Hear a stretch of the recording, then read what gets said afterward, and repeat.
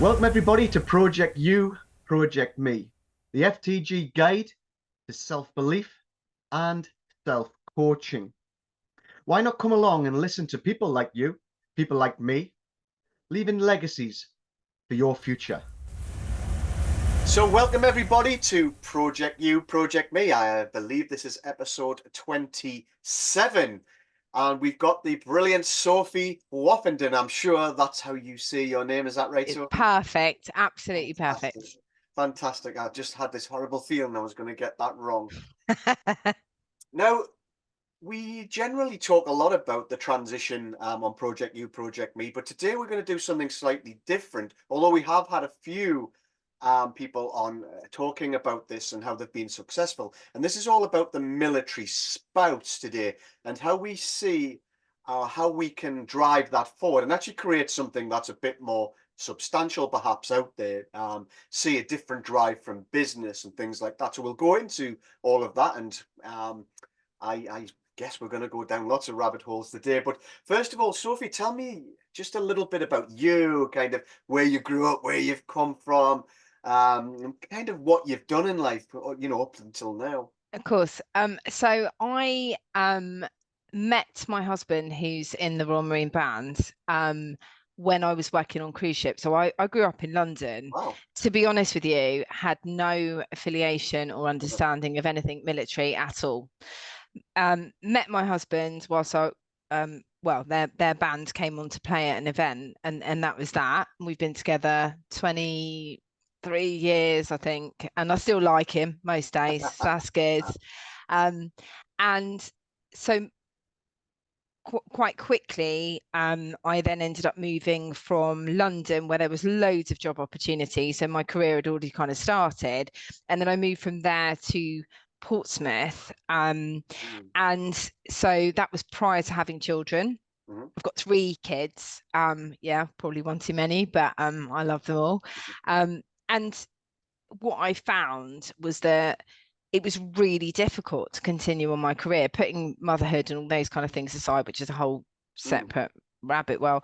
But because of moving around, it just limited the opportunity. So I've worked in recruitment for about 20 years. Okay. And I've always worked on the sort of commercial side. So I worked in investment startup type businesses, and I used to travel, and I still do travel into London, go and stay there 2 or 3 days a week, Yeah. and then I was able to reduce that down as I went on through my career. But every time I ended up having to take a bit of a pay cut because I had to be grateful for the opportunity of being able to work remotely a bit more and Yes. all those kind of things. And over time, I just got more and more passionate about trying to help other military spouses, because as soon as people, and obviously I was approached by loads of the military leavers because they wanted help with their CVs, and then by proxy getting to know the wives on patches and all those kind of things. Mm. As soon as they know you work in recruitment, can you help me with your CV? Yes, of course. Yeah.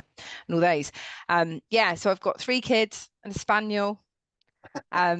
Yeah, and I feel, and I've got actually the other thing I did, because I was struggling with what to do with moving around, I decided to get a degree in teaching. So I've got a first class Wow. degree in teaching, but again, even with teaching, that was difficult because of moving around. Yeah. It's interesting. My wife's gone through the same stuff. We've got 2 children, and she was very driven, but had to keep moving. So every time she became successful or started to, then Yeah. she had to kind of drop that job. And although in the latter stages she had kind of found her way, but it was in retail, so she was doing really well in retail. Retail is quite a um, easy to get a role, I suppose. But once it got to the But management not at stages, senior level. Yeah, yeah, it started exactly. to become really difficult. Um, and so in the end, what happened was we became, I would travel to work, so we would be on a company. Commuting. Yeah. So once she got to that higher level, there's no way she was going to be able to consistently get them jobs at those levels. So that's why we ended up Yeah. apart, which isn't actually what we wanted to do. So We had tried loads that on. as well. We tried that. Difficult. We did a stint where one of the postings that my husband had, he went and I stayed. Yes. And it was awful. It was Yeah. absolutely awful. I think it put massive pressure on us as a unit because, you know, he's still my best mate. He's still my, Yeah. you know, and I Absolutely. was obviously then left with the kids. And I think for me, for the people I speak to, for the spouses that I speak to, and you know, they're not all women, some of them are blokes, but you know, Majority though. the majority are. And I Yeah. think the thing is, I genuinely believe that if the only career prospects and the only things outside your front door are, you know, low level roles, there's nothing wrong with that. I just want to point that out. Like, Yeah. you know, I've done my stint working behind a bar and doing all that Yeah. kind of Yeah. stuff, and I Absolutely. thoroughly enjoyed it in my time. But I think that can be very demotivating. So the Mm. choice is live alone with with the kids or without the kids. You may not all have kids, obviously, um, or do the commute. And neither option is a perfect choice, I Yeah. guess. And for the purposes of people who may listen to this who don't really know too much about the military, what is the military spouse? If you've given me a bit of a background on what the military spouse is, clearly I know what that is, but there might be many who listen to this who don't. Well, I think traditionally the military spouse was always your married partner that was living in quarters or moving around with you. Obviously, the rules have just changed on that because I think long-term partner now comes into that. Mm. You don't have to be married to be a spouse, but it's basically the other the partner of the person who's in the services. Um, and so the challenge with being that is when you first meet someone when you're in your 20s or whatever it might be, you know, you don't care, do you? You're like, yeah, this is really exciting. Go to Scotland, go to Cyprus, go to, but actually over time, once you've got ties and kids and stuff, it Mm. means that their job becomes your job to Mm. some extent.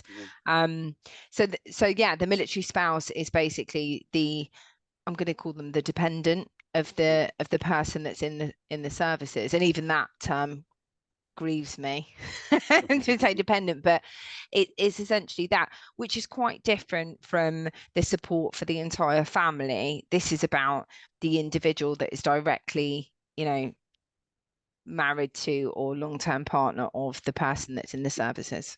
Did Yeah. that answer the question? Yeah, absolutely, absolutely. I think we just got to make it clear because if we are going to try and get people to buy into this, they need to understand what it is as well.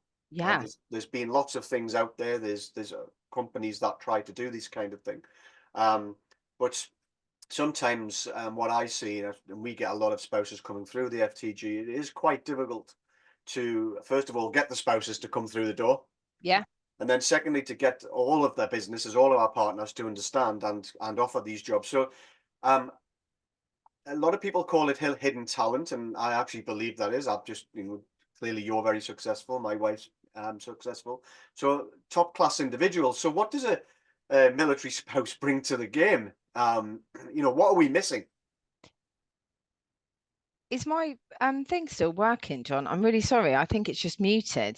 No, no, I can hear you You can fine. still hear me. Apologies. Apologies. What do they bring to the table? The challenge with the spouse and the challenge with getting them through the doors and getting in touch with the people, I think is quite complicated. It's quite tricky because what happens is, over time, if there aren't the opportunities there, like any person that has a gap on their CV or has a period of not working, Mhm. what happens therefore is the confidence level. So you end up with people who are, you know, I was speaking, a really great example of this, John, is I was speaking to somebody the other day, and previously in her career, she was working in a solicitor's office, Mhm. but not as a secretary, actually as a solicitor's PA, an Right. executive assistant. So quite high level Yeah. job. Had been out of a job for just shy of 2 years, nothing to do with children, to do with relocation and you know, finding their feet when you first move somewhere, and then was talking to me about whether or not she should apply for an admin job, whether she had enough qualifications for it 2 years later.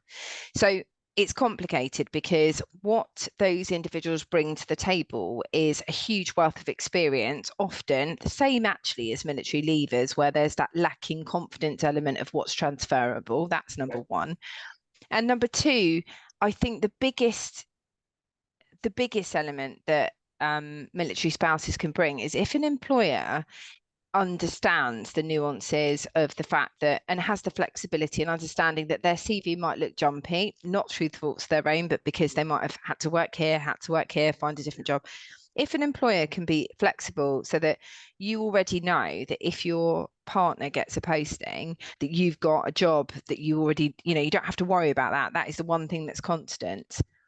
I promise you that individual will stay with you and be loyal to you in a way that is entirely different to other talent pools, Mhm. because that understanding and not having to explain. So I was speaking to a company about this actually today, and I said, the thing is, when you're a military spouse, your options are you go to your interview, or even before you go to the interview, you say to that hiring manager, listen, I can't guarantee I'll be here in 3 years. So you're upfront about it, which means that they may or may not take the risk on you because they're going to invest in you. Or you lie and you don't say anything about the postings and you just go on as normal. And actually, it's not just about the relocation. It's also about the fact that you might have a period where you're going to be on your own, or your person's deployed, or you're looking after kids on your own. So if you've got an employer that really understands that, the loyalty and the level of commitment to that role, that that position just goes through the roof. Just knowing that I don't have to explain my CV again to people. Yeah, of Um, course. but what I'm not talking about here is just jobs. I'm talking about career pathways and career opportunities, which is entirely different to a job, in my mind. Does that make Are sense, we John? talking about remote work here then? It doesn't have to be remote. I don't think it does. I think it doesn't have to exclusively be remote opportunities, but I think it does. I mean, those help. COVID was the biggest winner for military spouses ever. For the first time ever, I didn't have to explain to people why I work from home. It was the first time where it was the norm, and everyone else was freaking out at working from home. And I've done that for my entire career against the grain of whatever, and was able to be paid in line with the other people who were also working from home for the first time ever. But I don't think it needs to be exclusively remote. I think it needs to be companies that have multiple locations or multiple opportunities where you could transfer between offices. That would also work. Or companies where, for example, I was speaking to a company today and I said, look, what about if there was a person who, could commit for 2 to 3 years because they know they're going to be posted in your area. They've then proved themselves for that period. Are you okay then for them working remotely? Are you set up for that? Clearly, if it is a client-facing role, or a role where you can only utilize the equipment by being on site, that's a different story. But there are loads of positions that aren't that, you Yeah. know? So the secret is to try and work out who them companies are, get them companies in together. But ultimately, what are we seeing at the minute? So there's current issues. Clearly, people aren't getting jobs. There's lots of spouses struggle. And we don't. I'm not meaning this. I'm a bit shy and not coming out in that kind of way. The current issues towards where all these jobs are, or what the current jobs available are being shown to spouses. What are they at the minute? Because it doesn't seem like there's a huge choice. It's poor, to say the very least. I would say bordering on depressing. Right. So there are sites at the moment that specifically target Yeah. these kind of groups. But there's hardly any of them. But the ones that do, and by the way, this isn't just my opinion. This is me going out and speaking to other professional spouses who also feel, there was sort of this ray of hope of these different incentives that the government were going and pushing out, and sort of looking at how can we expand it, how can we use these different accessibility sites for jobs. And actually, when you go onto those sites, you know, a huge majority of them are based out of London. Okay, well, that's quite far if you've just been posted to Scotland, for example, or even from the south, from where I am. It's, you know, an hour and 50 minutes into town on a good day when the trains are running. Yeah. And if you're posted on your own, sorry, if your partner's deployed and you're on your own, you absolutely cannot take the risk to leave your kids to be able to get back, you know, Yeah. for train cancellations, for example. So there's jobs that are based out of London that tend to be a little bit better. I still wouldn't say that they are brilliant, but they'll be quite specific from what I have seen, and I've done quite a lot of broad investigation. The other jobs that are remote or are sort of more accessible or flexible are either 0-hour contract jobs, or jobs that are hourly paid or quite low level that you don't necessarily require any qualifications or experience for. Obviously, those are two extremes that I'm talking about, and there are a couple of things in between that, but not many. So what we're kind of saying to people is, if you know, there's only a couple of jobs which you'll be lucky if you get them in London and if you're specifically qualified for, or the other option is, you know, these sort of £10, whatever pounds an hour job. And again, there's nothing wrong with those kind of jobs, but what we're dealing with are people who are, you know, qualified individuals, come from commercial backgrounds, have professional aspirations and ambitions. Mm-hmm. And just because of their circumstance, and their choice in partner, you know, which they made 20 years ago, it doesn't make you love that person any less, but actually that's inhibited every opportunity you've got. It Yeah. can't be right. That's stupid. So what we're looking at, and something you alluded to before here, is a real set of pathways. Yes. So something that has longevity, something isn't sporadic every 2 years and move on, I'm going to do something else. So it doesn't create a skill set. It doesn't create more education and qualification to get, Yeah. you know, in 10 years time within the same business, you could be way up there. Yeah. So we need a pathway that allows that to happen, but we need lots of them. We need lots of them. And we also need to do an education piece, I believe, to businesses to understand, the benefit of that individual, and what they can bring to the table, but also an understanding of why their CV might look jumpy or why their experience, you know, if you have an understanding of that.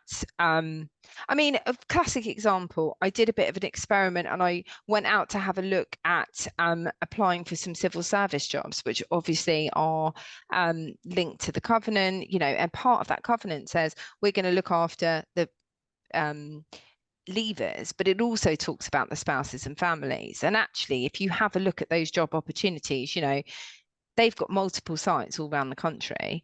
And actually, in the drop-down box, it does ask you if you're a service leaver, but it asks you nothing about if you're a service leaver family member. So, you know, things like that. There is loads of opportunity there where you could move between different bases. I mean, that's just a really obvious choice for me. You know, you could have a look at that. But there are also really big commercial companies that have got multiple offices, multiple locations, that have set pathways where you can actually program in progression and opportunity across and around the UK and beyond. There's plenty of those around, and they do that, you know, across different sectors. And actually, if you had a training and development plan for those people in place, does it really matter where your bum is sat, if that makes sense? Being quite glib about it. I kind of did a small piece on this about 2 years ago, and we just did an online job fair with our business partners who all said we will take spouses, that kind of stuff. And it was only for 2 hours, and we got about 140 spouses attending. So people will actually attend, but it's an interesting stat. How many spouses are there? Do we know that? We do know that. I found an article the other day. I don't want to misquote myself, and I should have had it down, but I think it's over 100,000. Wow. Yeah. And I will bring up the article and we can put that as a link, just to be sure that I'm not making facts up. I think the reality is those figures are based on surveys that are filled out that are you know, that Yeah. are sent through to it. So actually it's probably not necessarily an accurate number. Yeah. And I would suggest it's probably more than that. And of course those people are all at mixed points in their career and their development. But the real challenge here is what happens is during the period where you're less bothered about traveling with your spouse because you're more flexible in your life and you know the responsibilities in your area sort of in your 20s when your career's kind of starting. Then once you get into that big career period, then your confidence is not so much because you've had no career pathways and you look on job sites, the only jobs you can get are in the cafe. Again, no disrespect to anyone working in the cafe, like at all. But that isn't a career pathway. And then by the time you're out the other side, you're having to spend loads of money to retrain to try and do something else to get into, you know, you've chucked away all of that commercial experience you've had previously. What a waste. Yeah. That seems Complete like waste. that seems like a huge number. It's a And huge number. It's a when they're huge talking number. about hidden talent and people can't fill their need within business, surely someone's missing a trick there. They're absolutely missing a trick. And on top of that, um, you know, there is all this drive, and I know I'm talking about women predominantly here. And as I said, there are definitely some Yeah. male spouses for sure. But there is all this drive about diversity in technology, diversity in engineering, even diversity across, you know, defence and Ministry of Defence and MOJ and all those kind of things. Well, here you go. Here's a massive pool of talent that you could access straight away, Mhm. put them on, you know, a development program. Oh, and by the way, you've got multiple offices all around Mhm. the country. Mhm. Why wouldn't you want to access that? And you know, the kind of spouses that I'm talking about are the kind of spouses that have got first class honours degrees Mhm. and masters in mathematics. Yeah. You know, or ex-lawyers, someone who's a project manager with a specialism in waterways and supplies. That's what they did before. You know, Yeah. this and by the way, everything in between. I'm not Mhm. suggesting in any way, but this is about career jobs, not just um, Okay. ha have you got a spot in, you know, Mm. So I come up with a few scenarios that the FTG can help with because okay, I definitely think we've got a platform to do that. We've got, tens and tens of thousands of people who support us, follow us, have been through us, works, generally service leavers, ex-forces, blue light. yeah, And, but some spouses, and I think you've seen evidence of that with Rebecca and people like that. So, yes, so we do know that it works. Um, I think what we could do on the website, first of all, is we need to get this kind of stuff out and we need to start getting support. And we have got some that we're going to get you involved with. Clearly, you are yeah, doing this, but we've got AWS and Mandy's trying to yeah. look I'm at really this. But excited so, about that. Yeah, yeah, so I know you've got all that set up and we're going to see you at the live show in April and things like that. But I think, first of all, our website could hold a spouse area, so it's male, female, whatever. It's for spouses, so it's specific. yeah, But inside that area, it has career pathways. So it's got businesses that is a direct line through to the hirer. None of this you've got to try and get a job through application and all that rubbish. It's just a quick inquiry form straight through saying this is who I am. This is what I'm looking to do. I'm a project manager. I've got a degree. I've got this. I'm looking for a career pathway into your world. And if we got lots and lots of those companies inside that specific area, then what we could do is drive this every spouse, for example, into that area. So we need to grow it. yeah, definitely. But it's also about, as I alluded to before, where I've seen this, not this with Forces Transition Group, but previous attempts at this kind of Yes, um, you know, what we're not looking for is part-time mum jobs, and I mean that in the nicest way. That's not me being absolutely. clear, but I'm a mum of three. I'm absolutely, you know, there is a time and a place in our lives for that. Yeah, What we are talking about is career pathways, and actually the challenge, like I said, I work in recruitment. I work with quite a few defence consultancies. mm, You know, we work with some global businesses.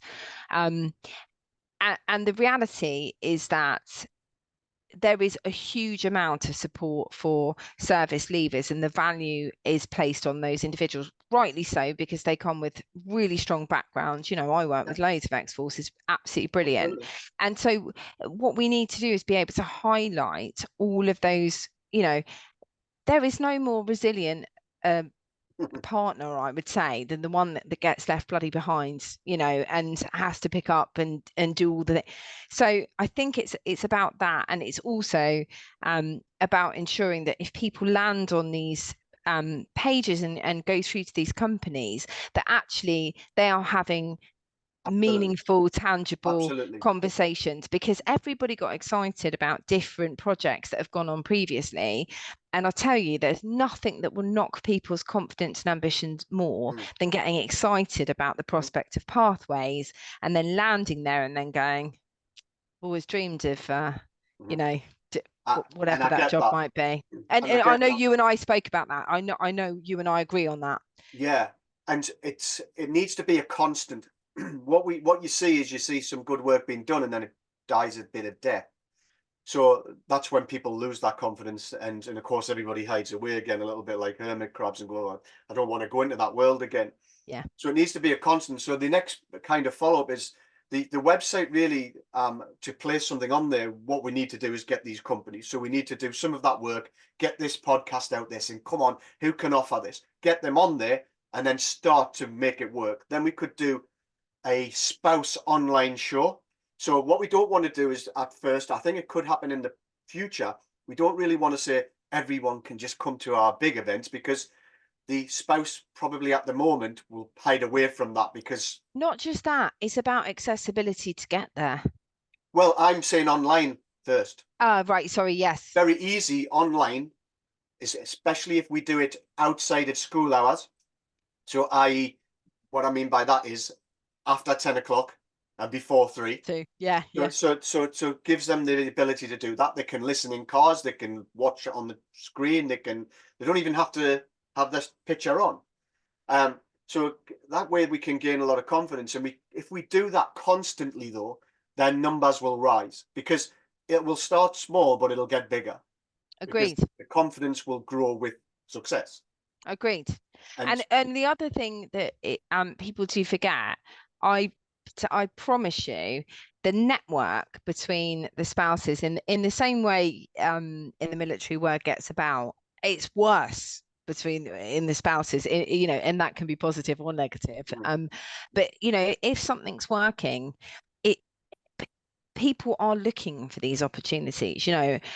I want it to be in a place where if you Google military spouse, the first thing that pops up at the moment, I think I mentioned this to you when we first spoke, is divorce and separation advice. It should be that the first things that are popping up are, career opportunities, or, that's what we want to see, and that will spread quickly because people want those opportunities and they want employers that understand their position and are supportive of those. yeah, It would be fantastic. yeah. So I think what we need is, we need a collective, first of all, of businesses. Also need a collective of military spouses, ones who are very driven and want to get this out there, because military spouses will follow other military spouses, I guarantee, just like service leavers follow people who've Yeah. been successful into business and into jobs through transition. And all of a sudden it will hit like wildfire. And I think we also need to make sure that the transition into roles, the ability to speak to people, needs to be quick. I don't think we need at this point it to be recruitment-esque, where it takes 3.5 years for everybody to pass the details across. Yeah. It needs to be quite instant, so that people can see and get that success pretty quickly, and not have to wait for this, and then someone argue about it's 10%, is it 20%, is it? Yeah. So we can definitely do that. And of course, a lot of our businesses have already paid for our partnerships. So in many ways, I think we have some businesses already set up that would cost no money, Yeah. which could be the starting point. And of Yeah. course, you're there as well. So all of a sudden, if we've got great spouses who've been successful, they're very driven, they're very, shall we say, like yourself, out there and pushy. Yeah. That's what's going to drive all of these spouses out. Just And by there saying, are come and there do this, they won't come. It no, I has to be agree. driven out. And John, the other thing is, I promise you, there are many, many spouses that Oh, are absolutely sick to the back teeth of being represented by, um, you know, this kind of low level opportunity. No, all of that feeds into yeah. a decline in confidence and a decline in, and actually all of these things feed into you pushing your partner to leave the Mm, services earlier than they would have anyway. So mm, it's a cycle of events. And the other thing that I think is really important is that um filtering information, and I think you and I talked about this before, but a lot of the information that's filtered back to families and spouses comes via obviously the serving partner, which is right because they're the employee. But what that means is that the support is not glaringly obvious because you're reliant on a person passing you that information back. And actually, when you go on to these other kind of sites where it's charity driven or all those kind of things, that's not what the people that I'm speaking to are looking for. They're yeah, not looking for charity, they're looking for opportunity. yeah, And there's nothing wrong with charity, again, by the way, lots of people need that, but that's not what this group of people are looking for. yeah. um and this will be the opportunity for people to shine and really show what they're made of. And there are loads of us out there that are like tour de force, spouses that have got credible backgrounds and really strong CVs and lots of business acumen. Well, I think it's where I went wrong, and I don't mind admitting that. I think we got a lot of people at our events, and we got a lot of people to come out. The problem is with all of our businesses, which we brought to the show, they all said they were happy to take spouses. The problem is it wasn't careers. It wasn't that what we're talking about. It wasn't the pathway. It was just random. It might have been good jobs as well, but if they left that job, there wouldn't have been nowhere else for them to go. That's not Yeah, what we're talking about here. it's not So what we're talking about. I think we need good businesses. That's point one, who've got a career path that allows change, Yeah, and there's plenty of them. And we need good quality, successful, driven military spouses who've been there, done it, to drive it all out and bring it all together, and it becomes a constant and a consistent piece that maybe is on the website, but is also live. So we do shows so they can all attend. So they're not just sitting away, just tapping on the keyboard, trying to get jobs. This is live conversation, bringing out that positivity, the trust, the ability to be absolutely. seen. And at the moment, the only events that I have seen, and bearing in mind, as I said at the beginning, I've been in recruitment for 20 years and I speak to people about military spouses all the time. Like everyone gets sick of it because I'm like, Mm. well, but the reality is just offering people CV workshops and extra career training is all very lovely, but actually that again, that's Mm. not a step forward. What that is a further procrastination of like, okay, well, and of course we need to do these things for these people because there is an element of confidence and all Yeah, those things. The same as military leavers. It's exactly the same. yeah, Any change, whether you're a military leaver, whether you're a yeah. spouse, whether you're a person changing your job, every person needs a pick me up and a come on, we can do this. Let's put our big girl pants on, off we go. But it's not just that, it's got to have the opportunity backed up. I'm excited because I think this is possible. Yeah.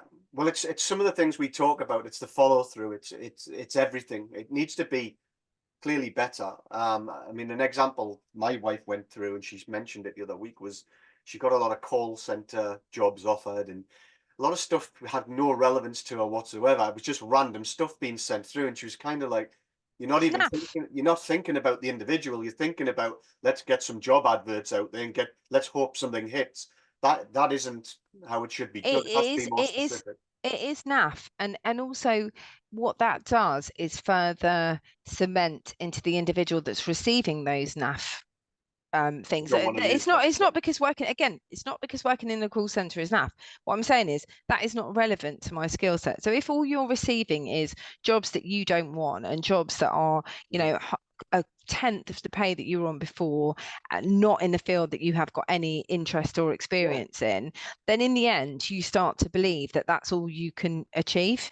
And that is not good for anybody. That is not good for, the individual. It's not good for a company, because, what you're wanting are people who are ambitious. And the reason that it will particularly work for military spouses is because to have something that is a constant, that is, demonstrates that they've got skill and worth and things to bring to the table, and ambitious career progression, means that there's something entirely theirs outside of anything else. So they will be highly committed to that. And there are, like I said to you, there's an awful lot of highly qualified individuals that just happen to have picked somebody who joined up. That's not. Okay. That's it. Yeah. Well, this, like you, this is exciting. So I think what we got to do is make some commitment together here. Yep. So, clearly you're very passionate about this, and so are we. I think we need to commit to trying to get 10 businesses together. Yeah. Who will be prepared to come on our show and present very quickly. So we don't want War and Peace. We want, nice 10-minute presentations on what their business could offer and future, and that mentorship through a pathway. Yes. 10 companies, that's all we want. And at the same time, we'll get some other spouses to come along or in as part of that team, and we then start driving the commodity, so the people to turn up, the people who need the jobs, and then we simply pick a date and go from there. I don't see why that's really going to be that difficult. And then 10 companies can become 20 can become 40. I agree. And I think the opportunity then is to sort of look at skill sets and all of those things in a broader way. But this is about, like I said, career opportunities within companies, and also the education piece of what those people can bring to the table. There are plenty of them out there. It's just about finding the right people so that we can have the conversation with them and say, hey, like, what do you think about this? And building the confidence, as we said, within the spouse community, so that you can say these aren't just, naff jobs. I nearly swore then. I stopped myself, John. These are jobs that have got long-term career prospects, so you can develop yourself, which is exciting. That's exciting for everybody, I mean, for example, a friend of mine just tagged me in a post of, will you help me with my CV? She's got, I think, 2 masters, and is fluent in 5 languages, and she's worried about getting, a job. It's not good. Ridiculous. I mean, all of the things that are the extra support we've got in abundance, whether it be qualifications, CV writing, and we do it all personal as well, and plus most of our courses are all interactive as well. So very aware that we don't want to be just getting people courses just to go online and sign up for them and then just sit there doing that all the time. But we have got pathways, and we have got a course that runs into business now as well, that looks after the service leaver once they're in their business. So that's also something we could introduce into that pathway within that business as well. Which means you've got the full through process and back again. Absolutely. And the other key difference between the military leaver and the military spouse is that the spouse has been in the commercial world for the whole duration. Do you know what I'm saying? Like, for the military personnel, there is a nuanced change in the environment and how they need to interact with people in a commercial setting and other kind of thing. For the military spouse, there is less of that. It's much more about the confidence building, and it's about the sort of change in dynamic, and and having that support of a career pathway, which actually makes them a really good employee. I think a really good employee to have. I'm going to say that, aren't I? I am one. Well, I know that if we get if spouses go into their career pathway like my wife did. When I left the military, my wife had lots of commercial experience and things like that, and I remember saying to her, I'll easily get a job because I've been in RSM, and she was like, right, okay. She said, but I've got 20 years experience on you. So this is the said, point. why would you get the job over me if we both went for a management role? And it just shook me up straight away, because I was like, Actually, I'm going to take the 20 years over. Yeah, it's totally the point. The second point to that is often what I see is that the spouse ends up taking a backseat until their partner leaves, and then it's like, okay, now it's my opportunity. And by the way, by then, John, our pensions are, Shot. Yeah. horrendous. Yeah. Because all we've done is, so it's not just even about, so there's also that kind of element of, self-support. So and again, not to sort of bang on about it too much, and I know we're sort of limited on time, but actually lots of the spouses get to the end of their partner's career and actually they're still dependent on their military Yeah. spouse because they've got no pension, no career, no ambition, because all that's died out of them and wrung them dry. Oh, and now, by the way, I'm in my, let's say, at best, late 40s, 50, depending on when they leave. I know that can happen earlier. And now I've got to find some way to retrain myself and go out into industry and hope that I can have, 15, 20 years in some new career. And all those things could be averted by having that. And I believe that that would filter into everything else being slightly better. Absolutely. Because if you're feeling more driven, more ambitious, more self-sufficient, not everything in your life revolves around the military and what they're doing and where you're moving in the quarters. You've got that constant then of your job, your career, your opportunity and options as an individual. All of those things feed into this bigger, better picture of happiness, I think. Well, I never thought about the pensions. I didn't even think. I know my wife has got about 15 years from Boots, from retail, from management. She's got a great pension. Of course, she now works with the FTG, so that's just been made even better. But I would think, when she did look after the kids for the first couple of years until they went to school, if that had continued with me moving and wife following me, then there would have been no pension. So it's not just, it's the whole bigger picture about the whole family. And when we The both get to whole 67, bigger picture. yeah, And it's the whole thing, like I said to you, of the fact, and this is conversations that we have, these are the real conversations that the spouses are having. Like we're not sat around going, oh, should we go for a coffee and cake morning? That's it's just annoying that people think that would be right. How are we going to engage with the military spouses? Well, let's go and have a coffee and cake morning on the patch. Okay, no, because of course that's a lovely thing to do from a community perspective, but that's entirely different to what we're talking about, and what the career individuals and the professionals and the people that are, losing their confidence and getting frustrated, what they're talking about is the fact, like I said, about things like the pension, about the opportunity, so all of a sudden your partner then says, I want to leave the military. Okay, great. On the one hand, we're not moving around so much. Now it's like, now what? Okay. So for me, it's a smart move all round for the military community. I just believe that all of those things would help people feel better. Their household is earning more. They're feeling, all of those knock-on effects from giving people opportunity that are already bloody qualified for it in the first place. It's like, okay, let's start there. Yeah. Well, I got a little bit of negativity from people when I said that we do need more opportunities for the spouse as well, because some people will struggle with enough money. So just because you're a soldier doesn't, or airman or whatever, doesn't mean that you're going to have loads of money and you won't have to use a food bank. Oh my But if goodness. there's two incomes coming in, an opportunity there, then it helps everything, everyone. It helps everything. It helps everything all the way round. And also, and by the way, this is me talking from my own personal experience, and not all of my friends feel the same. Some of them do, and not just my friends, people I speak to, I'll just chat to anyone about it.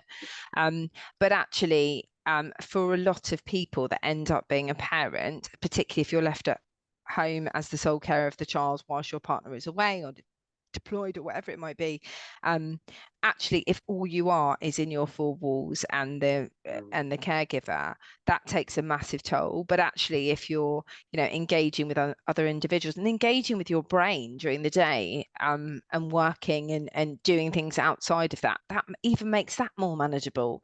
So then you become a better parent. Not all the, I'm not saying that that always tracks, but it mostly does, Mhm. because you're feeling more confident in yourself, more confident in Of the course, choices that you're making. So the wider knock-on effect in terms of money, in terms of security, in terms of ambition, in terms of confidence, all of those things are the knock-on effect. And so you will end up, I believe, with an employee that is more resilient, more resolute, more determined, more career driven, and I don't want to use the word grateful, because they'll have worked their arse off to get there, but actually they're probably more loyal because that person has supported them through that, and that, like I said, is that one constant. So why I don't know why you wouldn't look at that as a pool of talent. But again, I can't stress enough, this is about career pathways and not mum jobs. Yeah. So there we go, everybody. So we're left with two real things we need to get moving forward with. Clearly, Sophie, we will start to come up with a plan together.